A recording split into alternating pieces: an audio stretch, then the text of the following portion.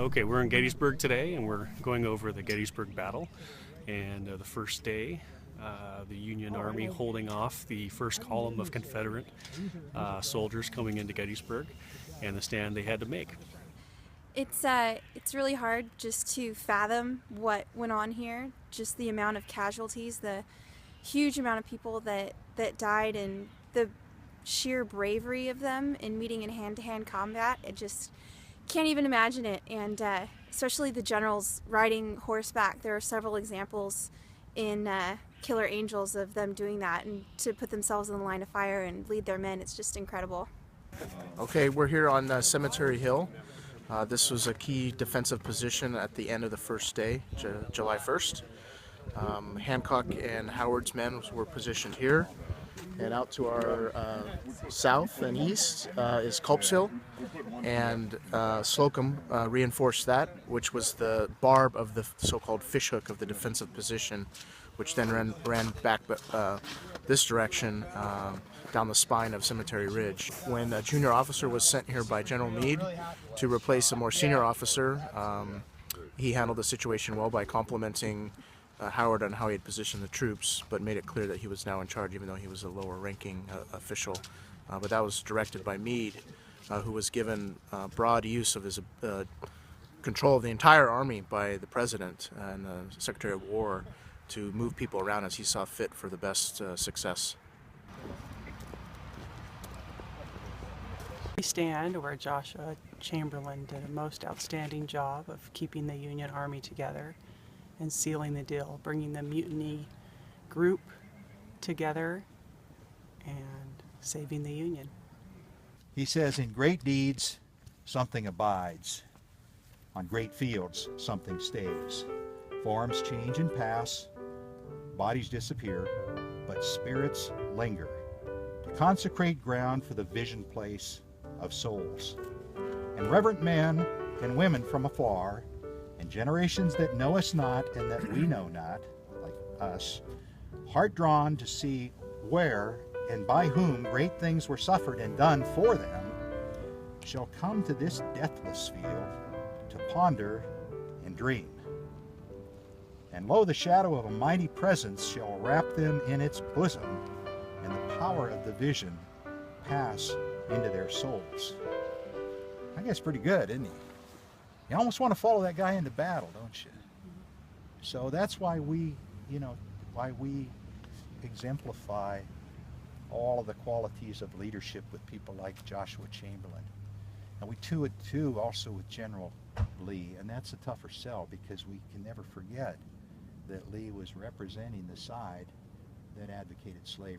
We're up on Little Round Top right now, where we can see the whole Valley of Death, which is just makes you think about all the crucial decisions that were made, and those decisions have impacts on real lives, and just really makes you think that if you're going to be a leader, especially at the high level, that you could be making decisions like that someday, or even back in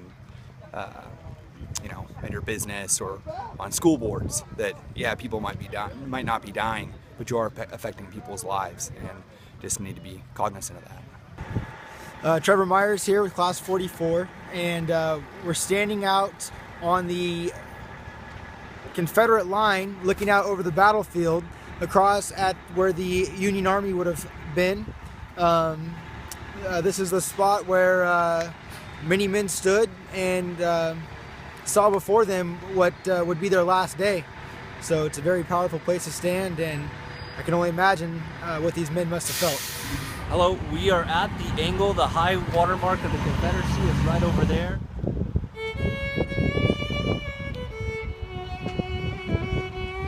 Fourscore and 7 years ago, our fathers brought forth on this continent a new nation conceived in liberty and dedicated to the proposition that all men are created equal. Now we are engaged in a great civil war, testing whether that nation or any nation so conceived and so dedicated can long endure. We are met on a great battlefield of that war. We have come to dedicate a portion of that field as a final resting place for those who here gave their lives that that nation might live. It is altogether fitting and proper that we should do this. But in a larger sense, we cannot dedicate, we cannot consecrate, we cannot hallow this ground. The brave men, living and dead, who struggled here have consecrated it far above our poor power to add or detract. The world will little note nor long remember what we say here, but it can never forget what they did here. It is for us, the living, rather to be dedicated here to the unfinished work which they who fought here have thus far so nobly advanced.